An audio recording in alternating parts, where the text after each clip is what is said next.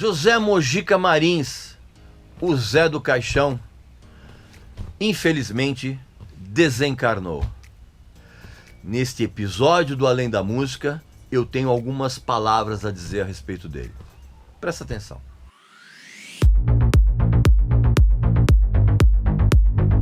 Além de jornalista, crítico musical e consultor artístico, eu também realizo palestras, workshops, atuo como DJ e participo de uma série de eventos culturais.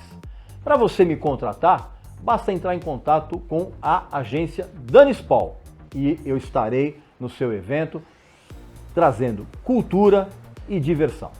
Meu amigo e minha amiga, dias atrás nós recebemos a notícia de que José Mojica Marins, o Zé do Caixão, faleceu, né? Aos 83 anos, vitimado por uma broncopneumonia. Antes de eu começar a falar a respeito dele, faz a sua assinatura aqui no canal, visita lá a nossa loja, que tem uns produtos legais. E eu acho que todos nós que gostamos de cinema, nacional e internacional, e todos nós que fomos cativados pela figura do Zé do Caixão, a gente lamenta muito, né? Ele já estava muito doente. Mas o pai do horror no Brasil, e isso precisa ser dito mesmo, ele foi tardiamente redescoberto pelas novas gerações, né? Inclusive, isso só aconteceu porque alguns diretores muito famosos, como o Roman Polanski, o Roger Corman e o Rob Zombie, e até mesmo músicos como o Kirk Hammett, o Joey Ramone, todos eles eram fissurados pelos filmes do Zé do Caixão.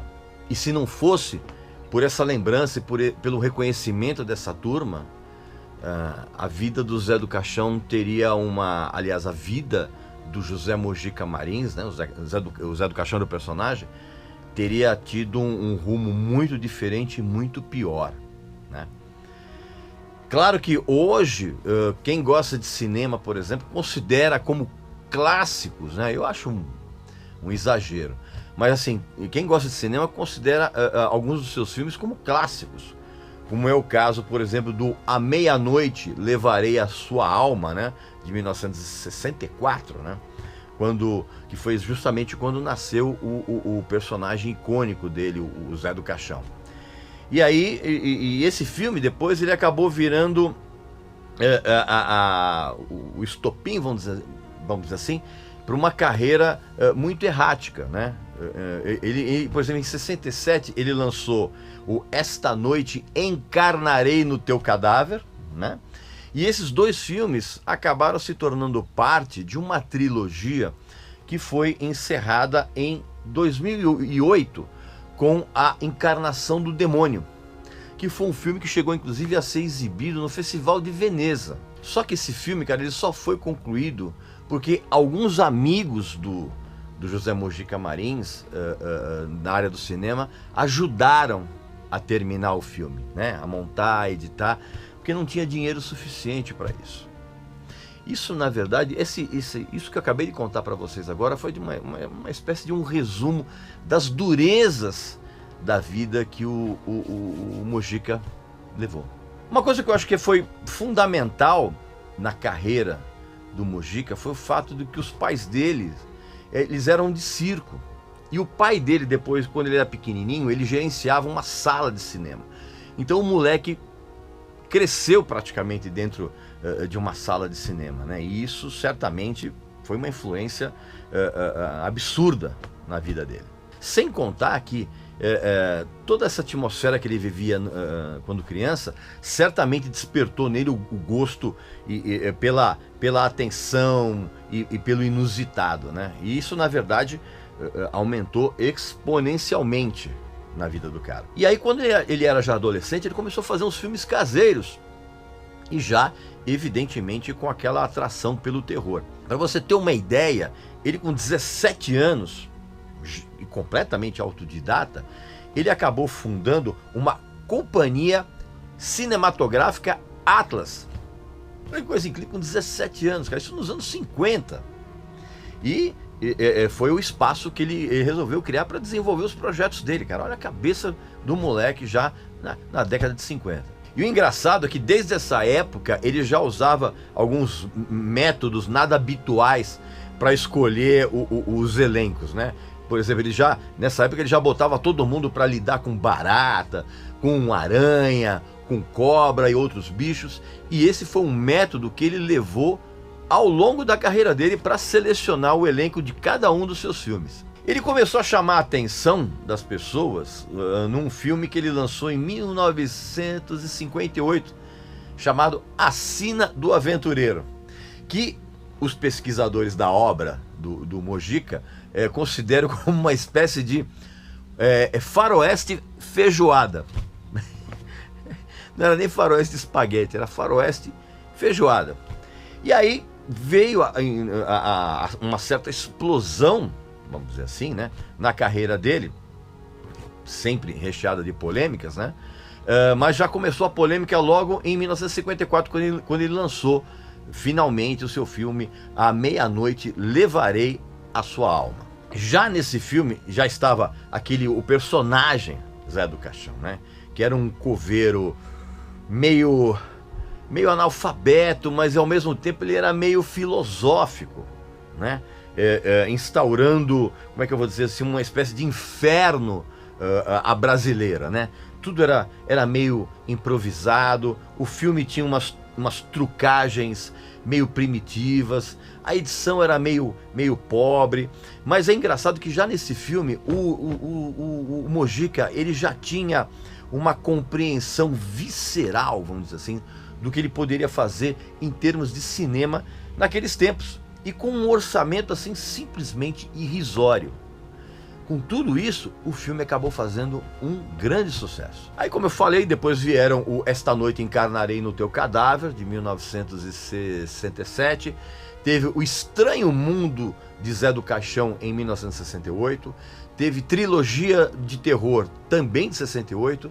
E aí teve O Despertar da Besta, de 1969. E O Exorcismo Negro, de 1974. E aí cabe aqui a gente falar um pouco a respeito do personagem Zé do Caixão, que ele criou do zero, totalmente do zero. E segundo ele contava, né, a gente não sabe muito bem, porque o Mojica contava muitas histórias absurdas, assim, algumas nem sempre verdadeiras, mas ele sempre contou que esse personagem surgiu durante um pesadelo que ele teve, no qual ele era arrastado por um vulto para o próprio túmulo, né? E aí ele criou esse personagem, aí ele deixou... esse personagem tinha umas características sensacionais, sempre de preto, com as unhas das mãos gigantescas, né? Com aquele discurso mórbido, as pragas, né? O Zé do Caixão, uma coisa que pouca gente sabe, cara, nos filmes, o Zé do Caixão era dublado não pelo Mojica, mas por um cara chamado Laércio Laurelli, porque o Mojica dizia que a voz dele não era tétrica o suficiente para estar no filme, e ele usava esse dublador para deixar o personagem com um ar mais macabro. E é claro que todo esse tipo folclórico que ele fazia, né, com as roupas pretas, as unhas, aquele discurso todo, ele foi muito esnobado pela elite artística, né? Não só do cinema, como da televisão também. Ele era frequentemente esnobado e tratado como piada. Todo mundo só mudou de opinião quando justamente aconteceu esse reconhecimento internacional. Que aconteceu, sabe quando, cara? Nos anos 90.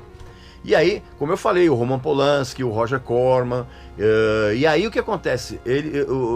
Os filmes foram lançados lá fora e ele assumiu para o mercado exterior um outro nome, que era Coffin Joe, né? Que era Zé do Caixão, vamos dizer assim, um arranjo de Zé do Caixão em inglês, que era um apelido que... Sabe quem tinha dado esse apelido para ele, cara? O Glauber Rocha, o cineasta brasileiro, tinha dado esse apelido de Coffin Joe para ele nos anos 70. E ele acabou assumindo esse nome internacional, e ele é conhecido lá fora como Coffin Joe. E é claro que o cinema do Mojica ele era um pouco escatológico até para os padrões da época, né? E ele mergulhava no horror. Mas o que era interessante é que ele apavorava, sabe quem, cara? Principalmente o público médio, a classe média. Ele propiciava um medo popular, né? Porque os filmes dele eram paupérrimos em termos de produção. Eles eram, de uma certa forma, empobrecidos até pela técnica que era usada. E tudo isso fez com que o Mojica, com uma certa irreverência, ele incorporou o personagem, né? Muito. O lance das unhas, aquela cartola que ele usava, eles se tornaram, vamos dizer assim, símbolos de um inconsciente coletivo, de um medo, de um pensamento existencialista. Talvez ele nem tivesse noção disso, sabe? Mas foi o que aconteceu. Na obra do Mojica reinava uma espécie de incompreensão, que era um retrato maldito, vamos dizer assim, impingido pela ditadura, que o censurava o tempo inteiro. Todos os filmes do Mojica eram censurados. Então, assim, os filmes dele, de uma certa forma, retratavam essa incompreensão em relação à ditadura reinante, ao sistema que tentava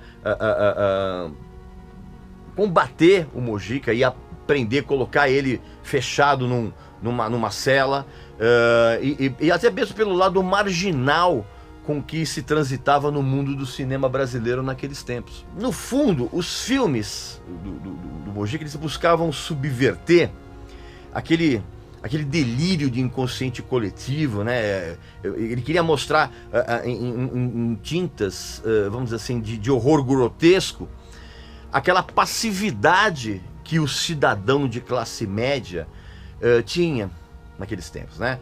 Completamente adaptado à sociedade, explorado pelo governo, renegado a simplesmente obedecer tudo que era determinado pelas leis, pelas regras da sociedade e pelo comportamento passivo de todo mundo. O Mojica, de uma certa forma, ele jogava de uma maneira até meio disfarçada na nossa cara o horror da ditadura política e a busca por uma... Como é que eu vou dizer, cara? Por uma transgressão do sistema social brasileiro nos anos 60 e nos anos 70, que era uma coisa muito difícil de conseguir. E para ele, o horror era justamente a chave para você ter um entendimento universal. Ele foi quase que como um surrealista primitivo que filmava a realidade brasileira pelo avesso, né? Com uma visão escatológica. Por que não? Com o passar dos anos, o Mojica se tornou um dos nomes mais conhecidos da chamada Boca do Lixo, que era o nome dado a um polo de cinema paulistano nos anos 70, nos anos 80. Só que as dificuldades financeiras eram tamanhas que houve um momento que o Mojica teve que fazer algo que ele não queria, que era enveredar pelo cinema pornográfico dos anos 80. Foi por isso que ele dirigiu 2 filmes nos anos 80. Filmes pornôs, sexo explícito, que era A Quinta Dimensão do Sexo e 24 Horas de Sexo Explícito. Ou ele fazia isso, ou ele não conseguiria comida. Ele não conseguiria grana para comer. Acredite, era isso mesmo. E aí depois, mais tarde, quando ele foi, vamos dizer assim, recuperado internacionalmente, né, por aquela história que eu falei, ele acabou apresentando na TV. Ele tinha um programa que ele apresentava o Cine Trash na Bandeirantes, que era sensacional. Era uma sessão de filmes de terror e ele apresentava, era sensacional. E mais legal ainda, cara, era um programa que ele tinha no Canal Brasil chamado O Estranho Mundo de Zé do Caixão, né, que era dirigido brilhantemente pelo André Barcinski. E lá, cara, eu já dava para perceber que realmente o Mojica, ele vivia num mundo completamente à parte, né, de todo mundo. É o mundo dele. Era hilário assistir as entrevistas, porque era um talk show, né? E ele levava vários artistas ali, cara. E é impressionante que ele não conhecia ninguém que fosse recente. Sabe, ele não conhecia nenhum novo artista da música, da TV, nada. Ele não conhecia nada, ninguém que era novo. E ele se atrapalhava na hora de falar o nome dos convidados, que era um negócio hilário. Assim, o Barcinski conta umas histórias assim, que você rola de rir das trapalhadas que ele fazia. Ele trocava os nomes, ele chamava o Eduardo Duzec de Eduardo Durex. É uma coisa impressionante, assim. E a última incursão que ele teve no cinema foi numa coletânea de curtas-metragens chamada Memórias da Boca, de 2015. E, para terminar, é uma pena que, mesmo com essa imensa popularidade do personagem Zé do Caixão no imaginário brasileiro cinematográfico, né, os filmes que ele fez ao longo da vida aqui não tem o devido reconhecimento. Nenhum aqui no Brasil. Nenhum. Tenta encontrar em qualquer tipo de plataforma, streaming, em DVD, Blu-ray, na TV a cabo. Tenta encontrar alguns dos filmes que o Mojica fez. É uma vergonha, mas você não vai conseguir. Bem, meu amigo e minha amiga, esse então foi o papo aqui no Além da Música. Não esquece de fazer a sua inscrição aqui no canal. Não esquece de visitar a nossa loja, que tem uns produtos muito bacanas. E eu volto muito em breve com mais um assunto para falar aqui para vocês, tá bom?